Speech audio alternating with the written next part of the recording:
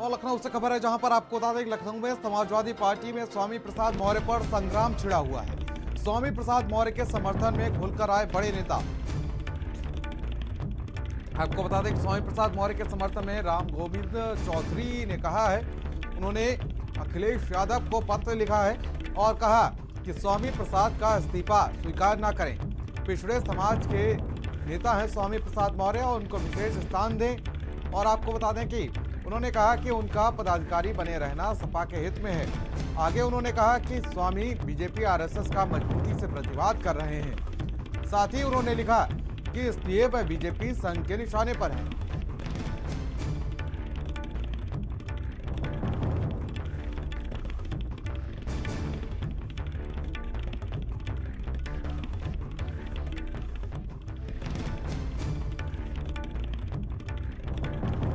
तो आपको बता दें कि स्वामी प्रसाद मौर्य के महासचिव पद से इस्तीफे के बाद से लगातार कई समाजवादी पार्टी के बड़े नेता, विपक्ष के कई बड़े नेता उनके साथ खुलकर सामने आ रहे हैं। और राम गोविंद चौधरी ने अखिलेश यादव को इसी को लेकर अब पत्र लिखा है और पत्र में उन्होंने कहा कि स्वामी प्रसाद मौर्य का इस्तीफा जो है वो ना स्वीकार किया जाए।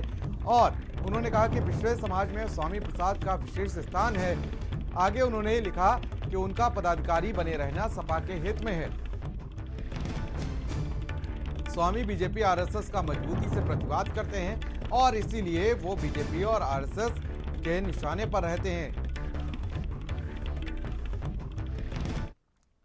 और पल्लवी पटेल ने भी अब समाजवादी पार्टी से कहीं ना कहीं दूरियां बना ली हैं। पल्लवी पटेल ने भारत समाचार के संवाददाता से खास बातचीत की है और बातचीत के दौरान पल्लवी पटेल ने समाजवादी पार्टी से नाराजगी व्यक्त की है। उन्होंने कहा कि सपा में पीडीए का अनुपालन नहीं हो रहा है। साथ ही उन्होंने कहा कि आज मुस्लिमों को दबाया जा रहा है।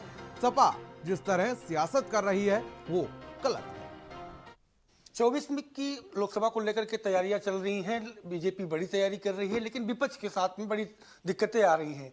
जिस तरीके से राज्यसभा के कल टिकट समाजवादी पार्टी ने बांटे और उनको नामांकन कराया, नाराजगी देखने को मिल रही है आपकी? नहीं, नाराजगी नहीं है। देखिए, हमारा नारा है पीडीए। तो जो भी उम्मीदवार हैं वो अपने आप में, चाहे अगर आप जया बच्चन जी को ले लीजिए तो उत्कृष्ट अभिनेत्री हैं, विदुषी महिला हैं, लेकिन पीडीए तो नहीं है।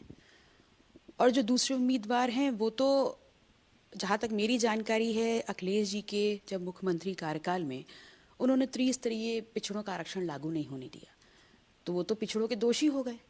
तो ऐसे में इन लोगों को आप पिछड़ों का ही साथ दिलवा करके आगे बढ़ाना चाहते हैं जो पिछड़ों के दोषी हैं।